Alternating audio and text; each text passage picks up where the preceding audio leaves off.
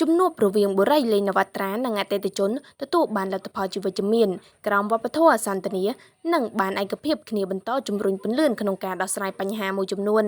ក្រុមការងារក្រសួងរៀបចំដែនដីនគររូបនីយកម្មសំណង់និងរដ្ឋបាលខេត្តកណ្ដាលបានបន្តដឹកនាំកិច្ចប្រជុំសម្រុះសម្រួលនិងដោះស្រាយករណីទិញលក់ផ្ទះដីឡូគម្រោងបុរីលេងនវត្រានិងអតិថិជនដោយបានធ្វើការបន្តពិនិត្យលើសំណើសំណុំពររបស់តំណាងអតិថិជនគម្រោង 6A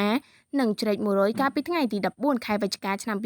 2025បើតាមក្រសួងរៀបចំដែនដីបានបញ្ជាក់ថាជាលទ្ធផលកិច្ចប្រជុំបានប្រកាន់យកវប្បធម៌សន្តានានិងបានពិគ្រោះគ្នាប្រកបដោយស្មារតីយោគយល់ហើយបានឯកភាពគ្នាក្នុងការបន្តជំរុញការងារដោះស្រាយពន្លឿនការសាងសង់ផ្ទះការចាក់បំពេញដីឡូនិងហេដ្ឋារចនាសម្ព័ន្ធទ្រង់ទ្រាយចាំបាច់និងអាទិភាពរបស់គម្រោងគួរបញ្ជាក់ផងដែរថាគម្រោងផ្ទះនិងដីឡូលេងនវត្រាជ្រៃ100និងគម្រោងផ្លូវជាតិលេខ 6A ដែលមានទីតាំងស្ថិតនៅភូមិជ្រៃ100និងភូមិអន្លង់ស្លែឃុំសម្បូរមាសស្រុកមុខកំពូលខេត្តកណ្ដាល